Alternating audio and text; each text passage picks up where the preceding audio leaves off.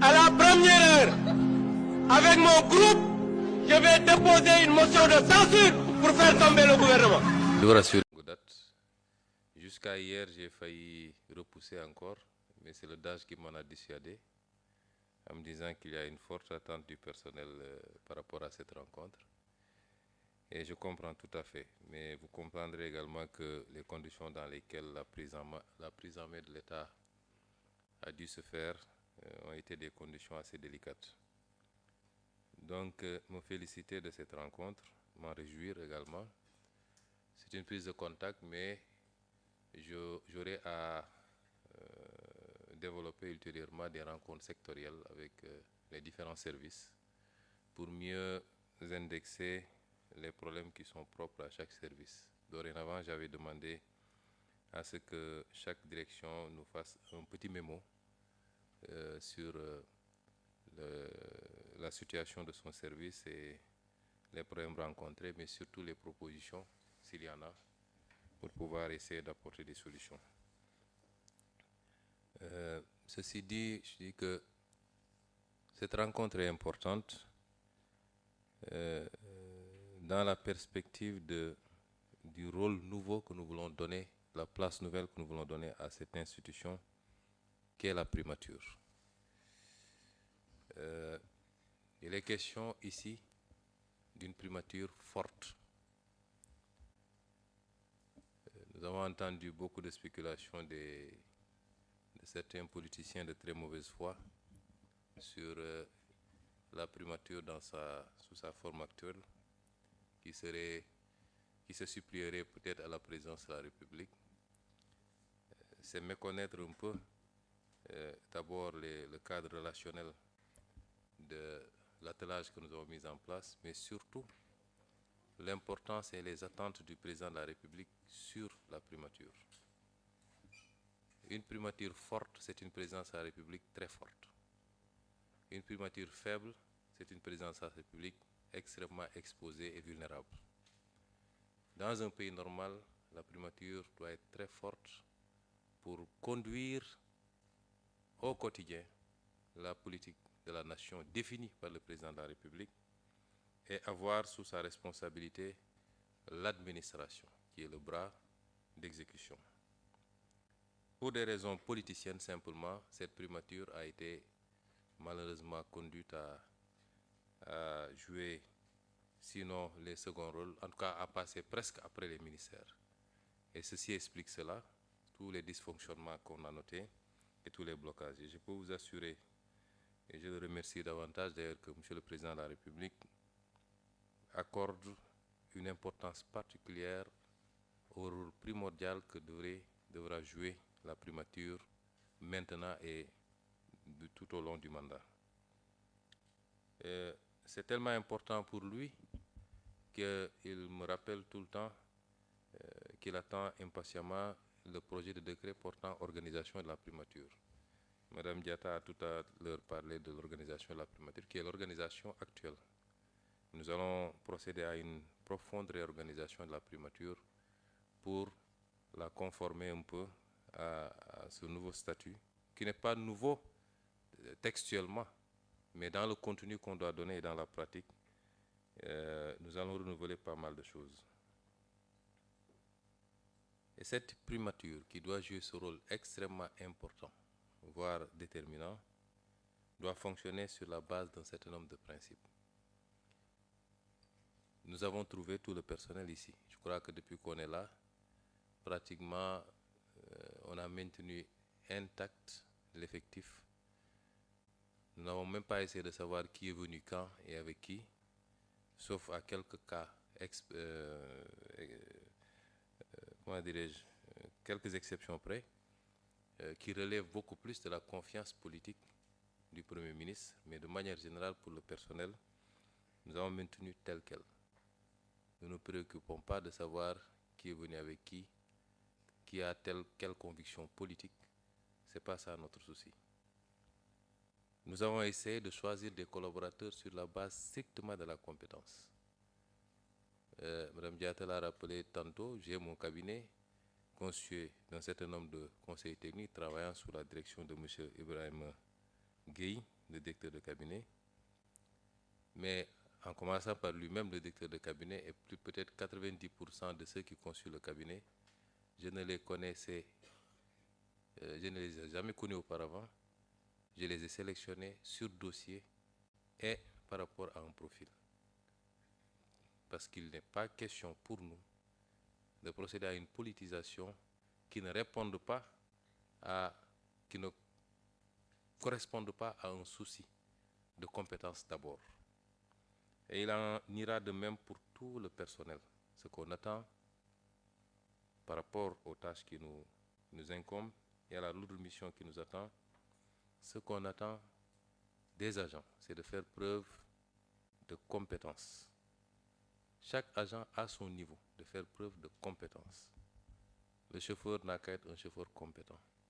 Le gestionnaire du courrier n'a qu'à être compétent dans ce qu'il fait. Ainsi de suite, ainsi de suite.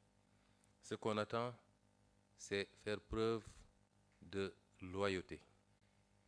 Quelle que soit par ailleurs la trajectoire de l'agent, tant qu'il est en fonction ici à la primature, c'est de faire preuve de loyauté dans la gestion des affaires dont il aura à connaître. Loyauté vis-à-vis du Premier ministre, mais vis-à-vis de leur chef direct également. De faire preuve d'intégrité et de probité. C'est extrêmement important. On a parlé de Djoub Djoubal Djoubanti, ce n'est pas simplement un slogan. Nous serons très regardants sur ces questions. Je ne serai pas regardant sur les profils politiques ou sociaux des uns et des autres, ce n'est pas mon problème. Mais sur ces questions que je viens de soulever, nous serons très regardants et nous appliquerons la tolérance zéro. On a eu ici déjà un cas, relativement à des cas des soucis d'intégrité, et nous avons pris immédiatement la mesure de relever l'autorité concernée et nous continuons à examiner de très près ce cas. S'il faut aller au-delà et peut-être aller au niveau de la justice, nous irons. Nous serons intraitables sur ces questions. C'est un rôle extrêmement important qui est attendu de la primature, particulièrement dans la perspective, bientôt, en tout cas durant ce mois de septembre, nous le souhaitons, de la présentation au Sénégal et au monde des nouveaux référentiels. Je ne dis pas du nouveau, mais des nouveaux référentiels de politique publique, notamment la vision 2050, qui fait une projection sur un quart de siècle, la déclinaison décennale et la stratégie quinquennale. Ce travail qui est en train d'être fait et finalisé est un travail extrêmement important, qui va nécessiter de chacun d'entre nous un changement dans les paradigmes, dans les comportements, dans la façon de travailler. L'administration doit être modernisée. Elle doit être mise au service du développement. Et pour ce, il nous faut nous débarrasser d'un certain nombre de pratiques que nous tous, en tant que fonctionnaires, connaissons, dénonçons quelquefois pour certains. Cela fera l'objet de beaucoup de communication, de la formation certainement, mais il faudra qu'on aille vers ça. Et c'est pourquoi je veux rassurer tout le monde. Nous avons entendu parler de motion de censure, faire tomber le gouvernement. Il n'y aura pas de motion de censure. Il y a des politiciens complètement dépassés par les événements, appuyés par leur presse. Mais je puis vous assurer qu'il n'y aura pas de motion de censure d'ici le 12. Et que le 12, s'il plaît à Dieu, ces gens auront autre chose à faire que d'être députés à l'Assemblée nationale.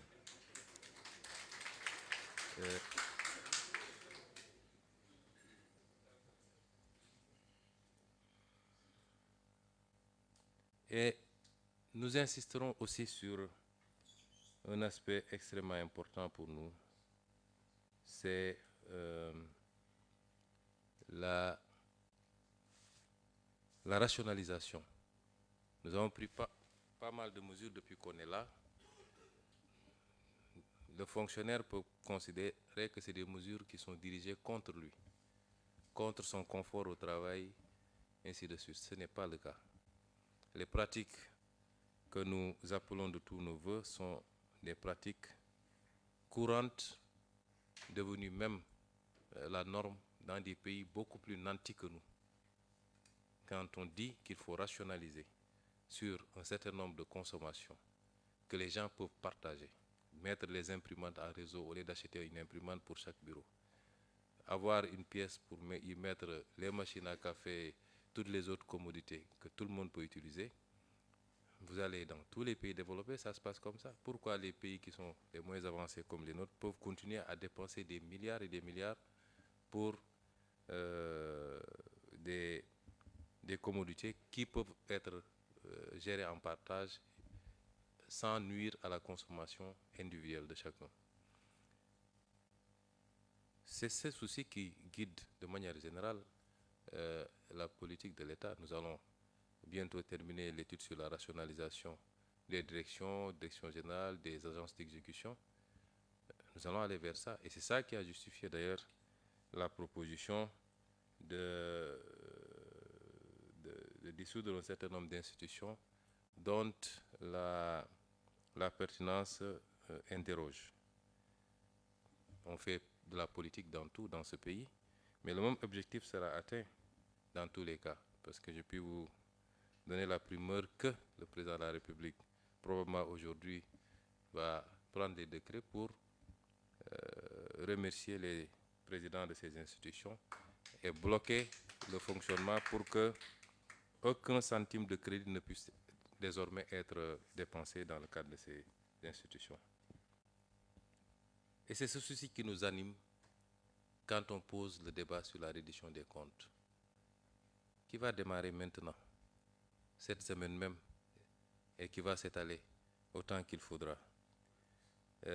Les gens ne peuvent pas se permettre n'importe quoi à coût de milliards sur le foncier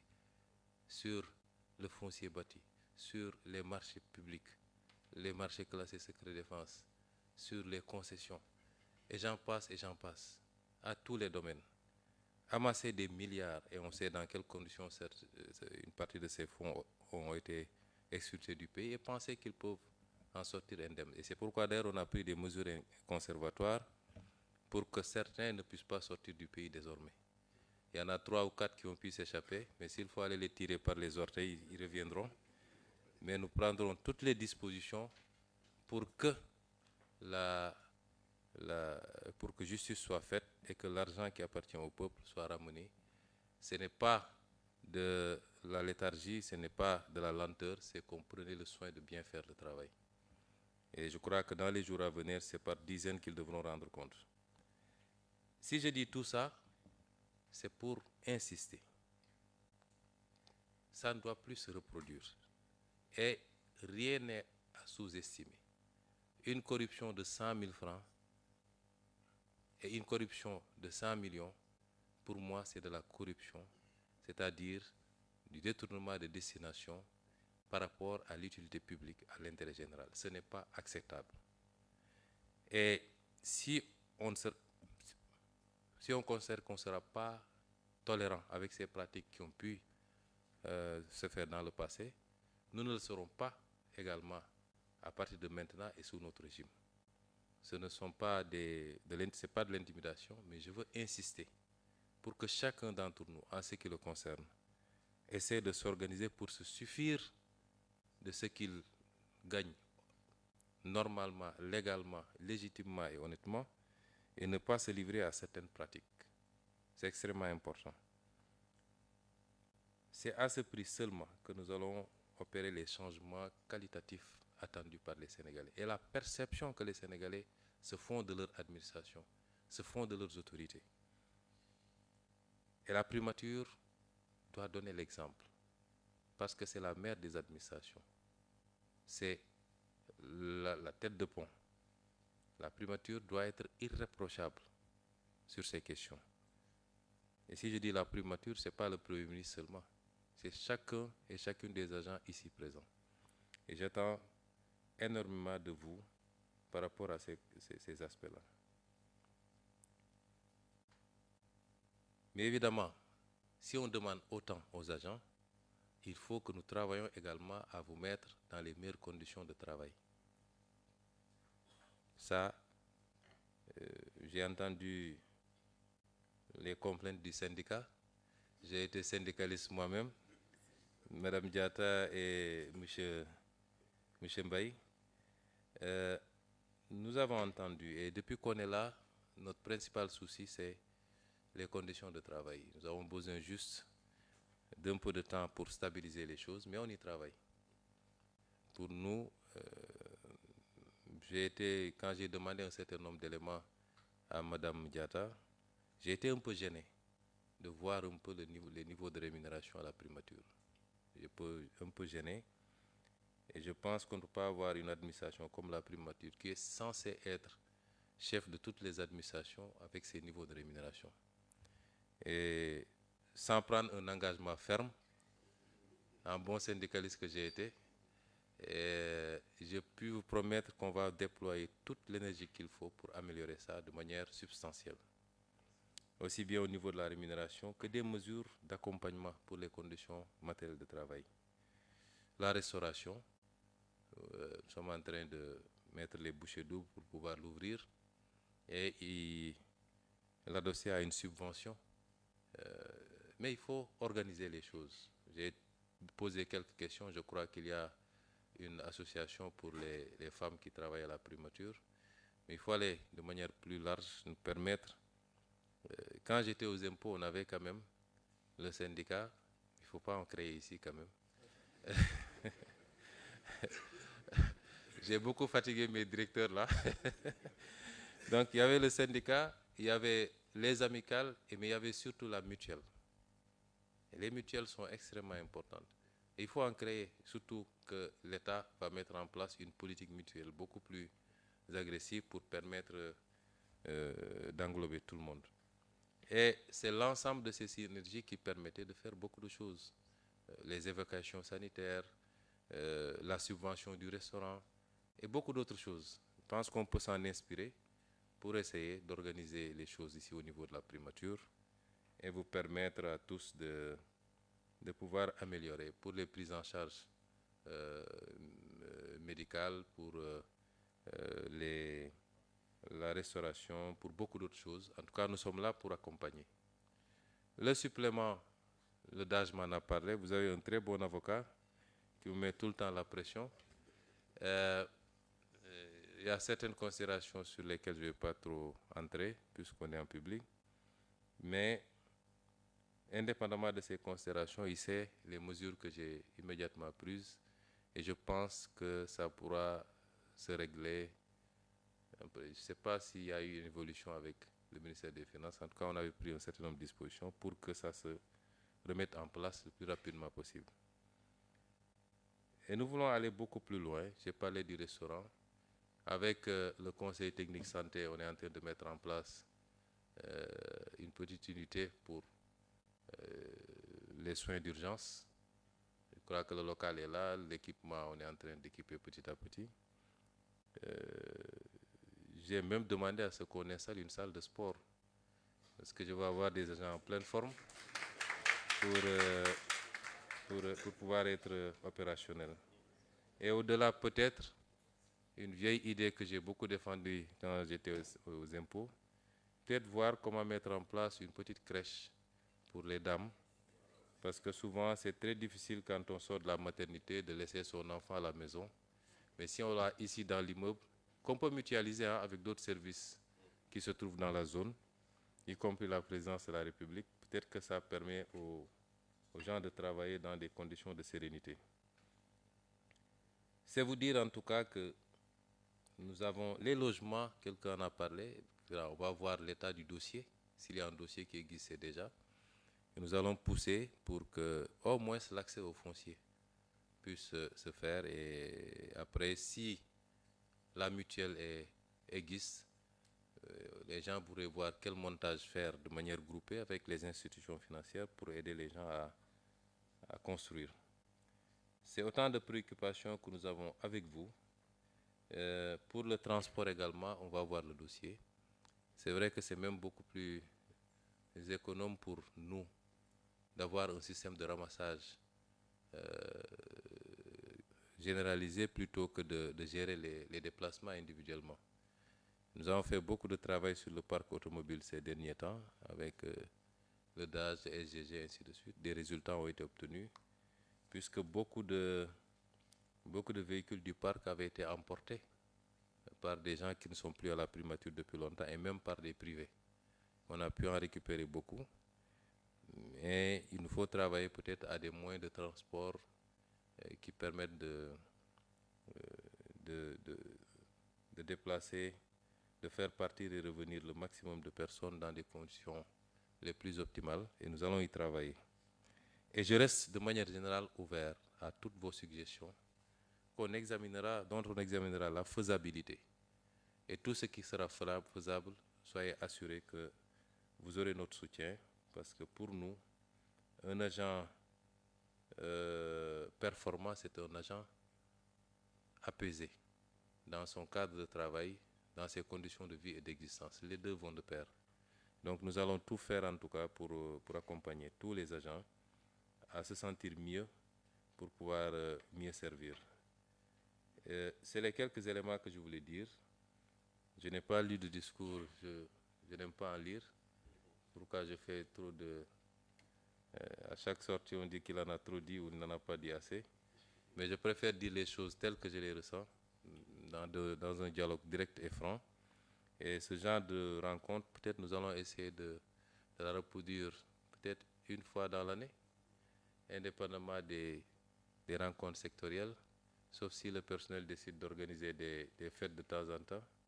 Et je vous encourage à cela, des activités sportives, des randonnées, Quand c'est une famille, il faut rendre le cadre convivial et permettre aux gens de mieux se connaître.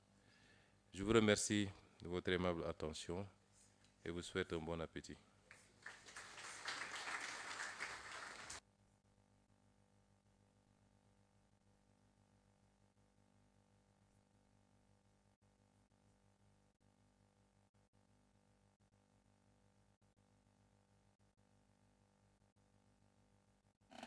La team, vous venez d'écouter cette vidéo du Premier ministre Ousmane Sonko.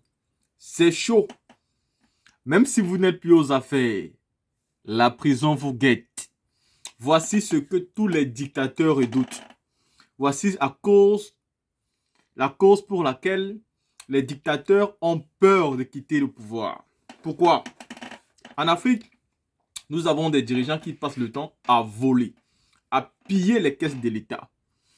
Et quand ils pillent les caisses de l'État et que les élections approchent, ils pensent tout de suite que s'ils ne sont plus là, on va découvrir toutes leurs manœuvres, tous les détournements de deniers publics, tous les milliards qui ont été détournés.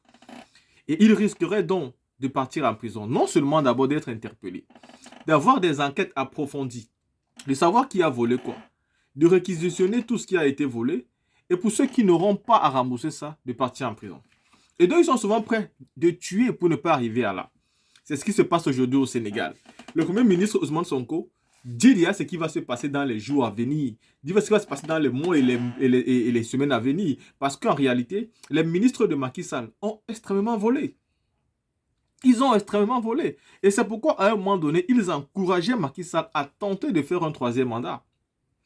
Ils ont tellement encouragé Macky Sall à tenter de faire un troisième mandat. Mais Macky Sall, en fin de compte, a compris qu'il n'était pas nécessaire pour lui de faire un troisième mandat.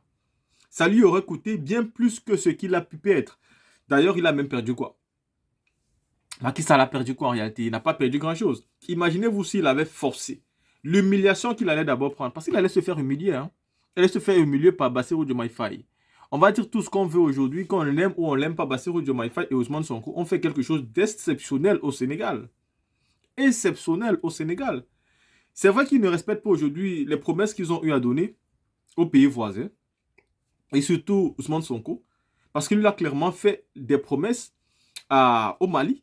Il avait clairement dit qu'il allait envoyer des militaires pour aller soutenir le Mali. Si quand il arrivera au pouvoir, les Maliens seront toujours en train de lutter contre les terroristes, les rebelles, les djihadistes, tout ce que vous voulez.